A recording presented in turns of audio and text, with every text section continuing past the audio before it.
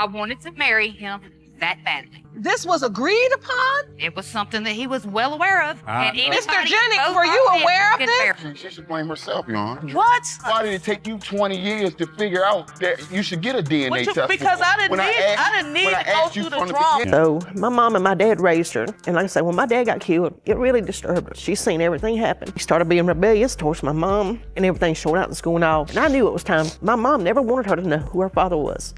People, this one begins like a movie. Ms. Destiny Kelly appears in paternity court for a lovely reason, rather than to collect child support or cause drama. All she wants is to be walked down the aisle by her true father. The tone is perfectly created by Judge Lake. To find out which of the two men is your biological father, you are here. With tears in her eyes, Destiny nods. The audience is well aware of how emotionally charged this will be. Get your Kleenex in advance. When I was 2, my grandparents started raising me, and I noticed that I was different. They're white and I was brown. My grandmother used to get awkward looks. Mr. Duncan, the first father figure, follows. I was proud, he replies quietly, when asked how he felt when he learned that Destiny may be his daughter. Having a child who lands with such warmth that you can practically feel it through the screen made me proud. He later acknowledges, however, that she was then living with another guy. Judge Lake raises an eyebrow. She is clearly saving that detail for later. It is equal parts skepticism and affection. I'm trying to bring over to my side, but she's living with another guy. With somebody else and even living with them. Yes. Mr. Duncan does not mince words. I could have been mistaken, but I did not look all that awful, and she was a pretty girl. Everyone in the courtroom laughs. Judge Lake even cracks a smile. You were not really that ugly. One of those few moments of brightness before the emotional storm. He continues by saying that he has been clinging to the hope that Destiny is his daughter for the past 24 years.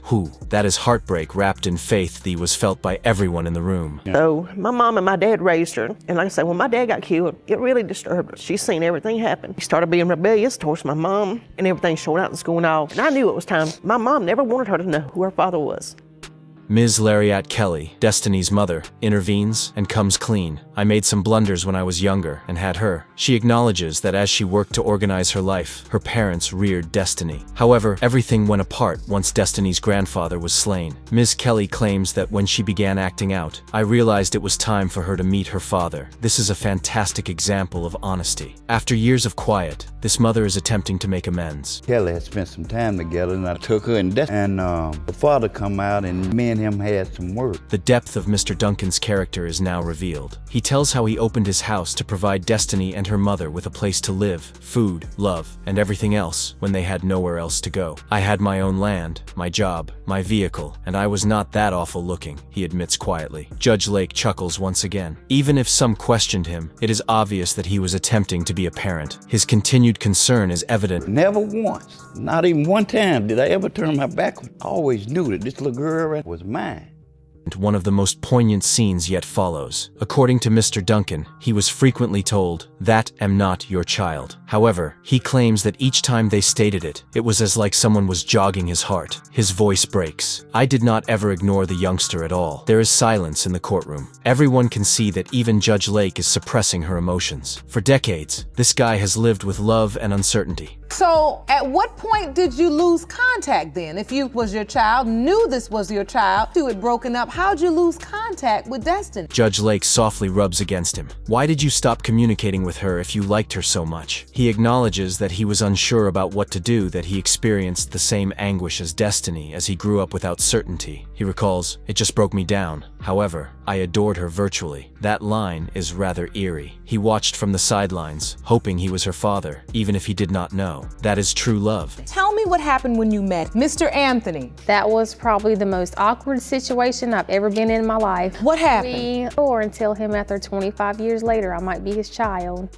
The focus now shifts to Destiny. She talks about being mixed and growing up with white grandparents without knowing her father. Quietly, she continues, "I knew I was different. People stared at us." Her voice carries genuine anguish. Identity is at stake here, not simply parentage. Judge Lake gives a sympathetic nod. After her grandfather's passing, Destiny goes on to describe how she began behaving out. The empathy emanating from the bench is palpable. And I have my living room wall the same way. Miss Kelly, do you remember the relationship with Mr. Anthony? Yes, Your Honor, it was not even what you want to call a relationship. It was a 2-minute thing. One of the most embarrassing moments in paternity court history follows. 25 years later, Destiny recounts knocking on Mr. Anthony's door. She acknowledges that we did not call first. It is evident from Judge Lake's expression. Shock. They knocked and said he may be her father, according to Destiny. She remembers that it was silent. We simply exchanged glances. It is simultaneously embarrassing, humorous, and painful. Her anxiety must have been palpable. You think you were already pregnant, so you're doubtful as to whether or not he's Destiny's father? You don't feel he is? I don't feel he... Ms. Kelly acknowledges having a brief affair with Mr. Anthony. 2 minutes. Just to be sure. Judge Lake says it again. 2 minutes. Ms. Kelly lets out a clumsy chuckle. Yes, essentially. Everyone in the courtroom starts giggling. However, behind that, it is clear that Judge Lake is attempting to figure out the time frame. Everything might have changed in 2 minutes. Though the timing is undoubtedly creating questions, Ms. Kelly maintains that she believes she was already pregnant, the classic turmoil of a paternity court. Depending on the situation, I could be out.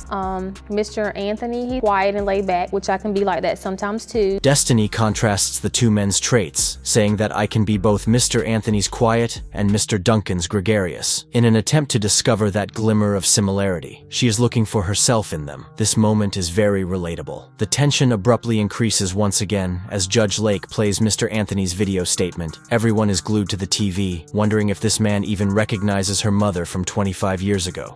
But now I don't think she looked like me or, my other kids. It's just hard after, finding out something like this after 25 years. You really don't know how to feel. On film, Mr. Anthony is calm, yet a bit uneasy. I only learned a month ago that I could be her father, he adds. I was unaware of her pregnancy. His voice conveys his incredulity. He acknowledges that he does not perceive the similarity, but he is willing to learn the truth that candor is poignant. Judge Lake gives a respectful nod. This man has clearly been caught off guard, yet he is managing it gracefully. The space becomes somewhat softer. In the case of Anthony, when it comes to Destiny Kelly, Mr. Anthony is not her father.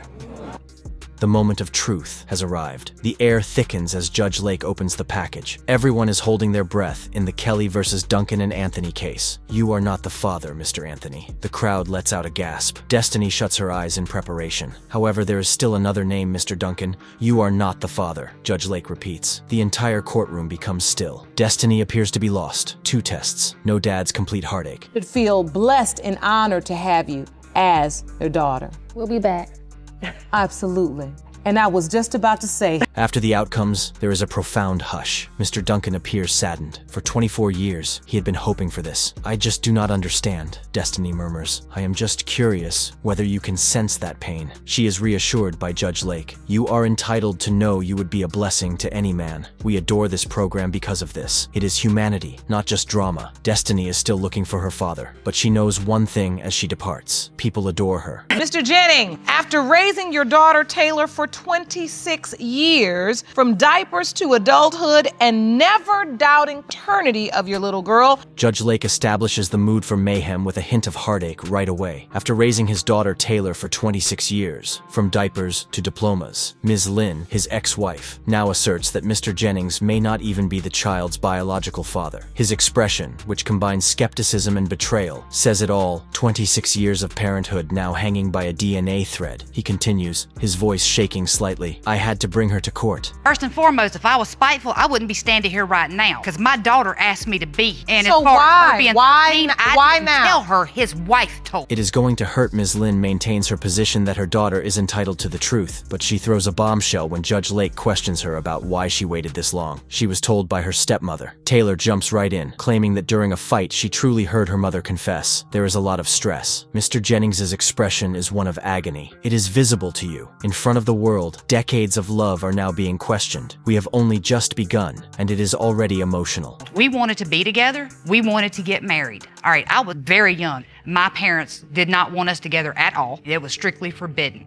After that, Ms. Lynn shares their adolescent romance. To be honest, that sounds like a prelude to paternity court. She acknowledges that she had to be legally pregnant in order to flee and marry him when she was 16. Hold on, what? Judge Lake's eyebrows furiously raise themselves. To show her parents how much they care, they truly intend to become pregnant, teenage romantic ambitions, that is, or a warning story. In any case, it is adding a legal aspect to Romeo and Juliet. He wasn't the only one I was sleeping with in order for me to get pregnant, to be with him. And he knew this then. Wait a minute.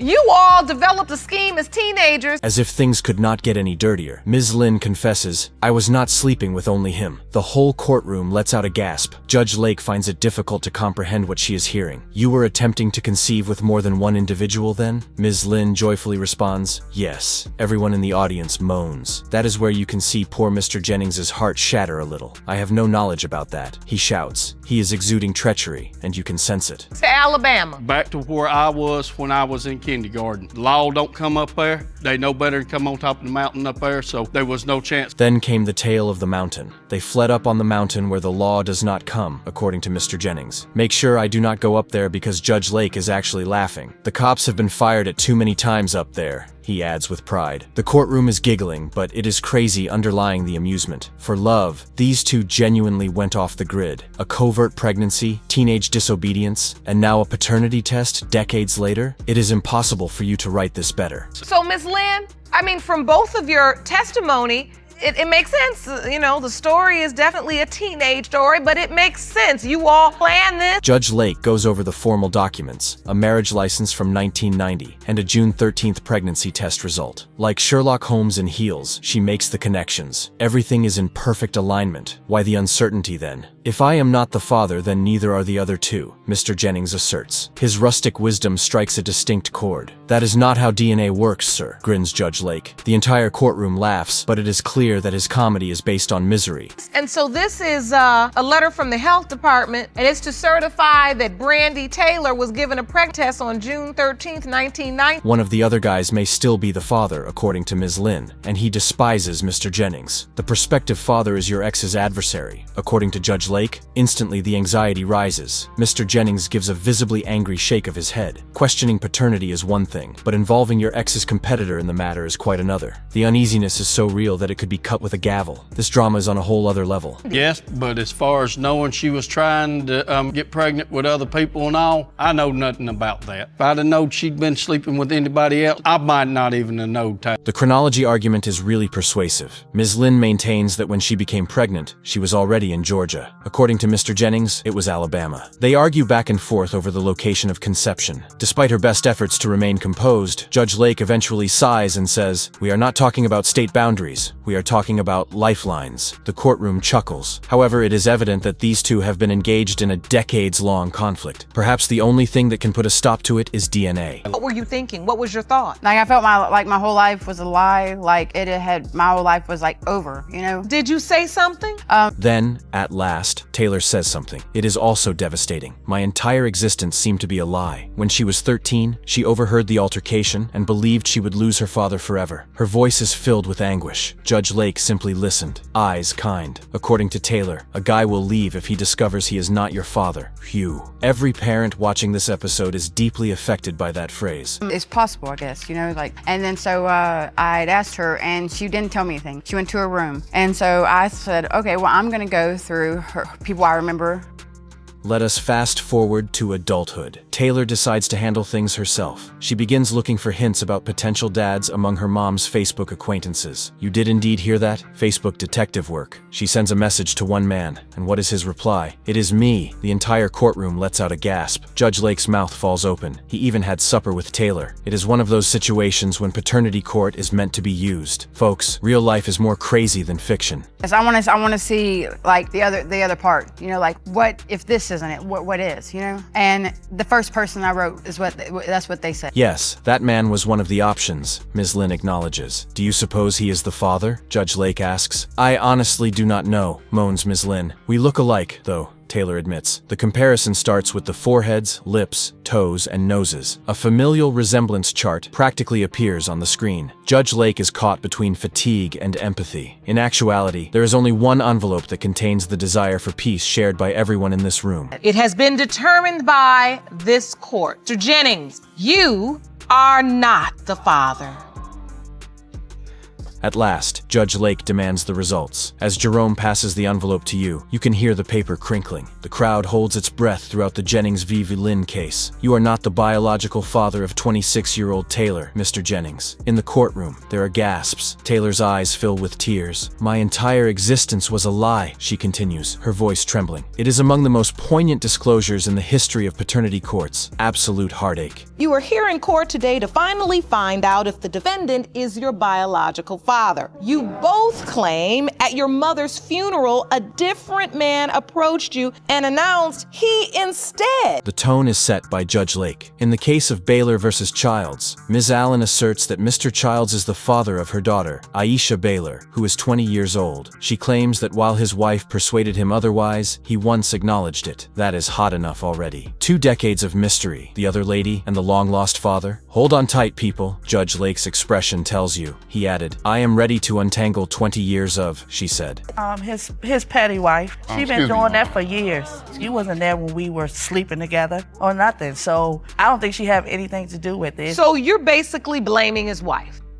His petty wife is immediately called out by Ms. Allen. You can see Judge Lake's warning look even as the audience laughs. You are accusing his wife then? The judge queries. Your Honor, indeed, Allen responds with pride. Mr. Child claps back immediately after that. It is her fault. Tension right away. The Judge Lake zinger came next. Why did it take 20 years to get a DNA test here? 20 years of stillness are about to end when the room falls silent. He had a friend that got killed. And me and him, I would call and check on him and things like that. Then one day, I just came through after a football game and he wanted to ride with me. According to Mr. Child, they simply played about after meeting through common relatives. We had a friend who was slain, and I was checking on him one night after a football game and some alcohol. Ms. Allen interrupts. Judge Lake raises an eyebrow. Is that the night you thought you conceived? She says. Yes, Ms. Allen nods. It is simultaneously terrible, messy, and human. After 20 years of unanswered questions, 2 individuals who were once united by sadness are now connected.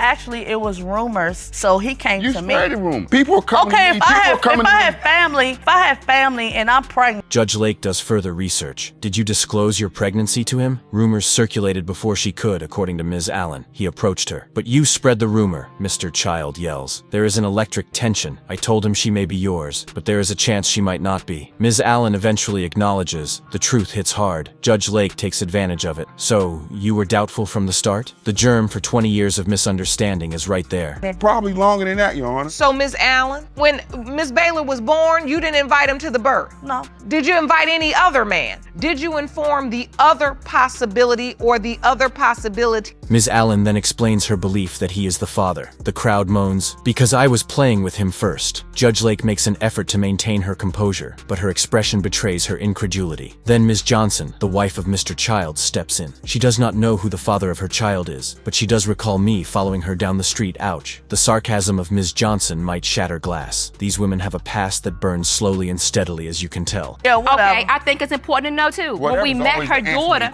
the daughter told us that she had tested someone else. Judge Lake reveals the shocking news. You tested another man, right? Yes, Ms. Allen says grudgingly. Judge Lake hits the point of the day. Ms. Johnson smirks. And fishing. Why test someone you were not even trying to get close to? The audience erupts in laughter. The man stretched out and insisted on a test, stutters Ms. Allen. Judge Lake lets out a frustrated mother's sigh. You know that sigh. But it is pandemonium, disguised as explanation. There are still no conclusive solutions after 20 years. To be honest, Your Honor, I was about 14 when I first found out my sister's dad wasn't my dad. Just hearing rumors, just going over my grandmother's house in Bowling Green. Ms. Baylor herself now stands, cool and collected, but emotional. She claims that she discovered her stepfather was not her biological father at the age of 14. Imagine being a teenager and hearing that. She was even informed by locals that TJ may be her biological father. She contacted him after finding him on Facebook. It is heroic and tragic that this youngster had to raise herself through confusion. The audience's combined anguish for her is palpable. And you were told by whom that that was not your biological? Well, basically, my stepdad was telling me stories, and he said when he met my mom, then she was already pregnant with me. Mr. Child becomes more empathetic when speaking to Ms. Baylor. Did I ever turn you away? He wonders. She gives a head shake. No, sir. His voice shifts, more remorseful, less defensive. He clarifies that he would have been there if she had needed him. Judge Lake gives a nod. Being the sort of parent a child deserves is something that may be done at any time. It lands. His wife, Ms. Johnson, seemed less defensive as well. You feel some tenderness pierce through all the stress for the first time. I got in touch with Miss Baylor, and I told her that I wanted to meet Shy. 11 years ago, you would have been 9, Miss Baylor. Yes, ma'am. So you made an attempt to meet. Judge Lake is trying to piece everything together. So you contacted out years ago, Mr. Childs? I met Ms. Baylor when she was 9, he says, nodding. Ms. Baylor is perplexed. I cannot recall that. The silence falls awkwardly. Both of their hearts seem to be sinking. Ms. Baylor claims she never saw him, but he maintains he met her at her mother's house. It hurts. Two individuals attempting to recall a relationship that may never have existed. I just wanted to see it through, Your Honor. I'm saying like this, if it was such a struggle for her to raise her by herself, and you know where I am. The Vince frustration of Mr. Child. He asks, why not go to child support if she knew where I was? That is not the child's fault, Judge Lake snaps back. It is typical Judge Lake tough love, reminding everyone that children's suffering is shaped by the decisions made by adults. According to Mr. Child, he is not a deadbeat. I look after my family. Ms. Allen says she simply went on, rolling her eyes. We would not be here if Judge Lake had handled this 19 years ago. As you can just hear him thinking, it becomes personal now. Ms. Allen, you never in the court system pursued a DNA test, nothing. No. All right? Mr. Child claims that, in an effort to save face, Ms. Allen wanted me to be identified as the father. He even chuckles I made a good catch. Everyone in the courtroom laughs. With the perfect straight expression, Judge Lake interrupts him. Sir, this is not a dating show. The giggling quickly stops. In actuality, pride is coded atop hurt on both sides. You can sense everyone's anxiety of being rejected and of being held accountable behind the sarcasm. Let me see the evidence, Jerome. Will you describe what this evidence is, sir? My first evidence is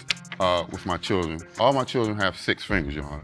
Both of my kids are very tall. The most bizarre evidentiary moment in years is about to happen. Judge Lake is informed with pride by Mr. Childs that he was born with 6 fingers, as were all of his children. He raises his hands in evidence. The audience simultaneously laughs and gasps. His wife adds that the 6th digit was already seen in the fetus on the ultrasound Judge Lake's face. Priceless. She makes them laugh. But it is obvious. Here, paternity is determined only by DNA, regardless of genetic trivia. At the same time, if he's not, then we move on. That's fine with me. I just have to say, on your behalf, and I don't mean to speak for you, Miss Baylor, but this is something she has not moved on. Judge Lake speaks empathetically to Miss Baylor as the results approach. You are important. You are entitled to answers. Glassy-eyed, Miss Baylor nods. She whispers, I simply want to conclude this chapter. The impact of just one sentence is greater than the whole of the back and forth. Peace is more important to her than assigning blame. Judge Lake commends her on her strength and reminds everyone that it is okay to be strong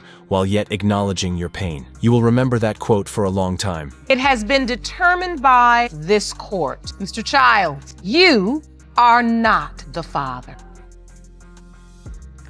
Time for DNA. Judge Lake's voice becomes more solemn and respectful. The courtroom holds its breath in the case of Baylor versus Childs, which concerns 20-year-old Aisha Baylor. You are not the father, Mr. Childs. The heir walks out of the room. You can sense her grief, but you can also know that Ms. Baylor means it when she nods boldly. It is okay, Your Honor. Through tears, 2 decades of uncertainty, and finally the terrible but liberating truth, Ms. Allen apologizes. But I just want you to understand this is just one step. This now takes this particular question out of the picture, and now we move forward. Judge Lake ends gracefully. Never feel like this is your responsibility, she advises Ms. Baylor. Every truth you seek is valuable to you. We adore this program because of this. While the drama draws us in, the mending keeps us interested. Ms. Baylor gives a little grin as the family departs. She received the reality she required, but not the father she had hoped for. That is the only inheritance that counts sometimes. Peace.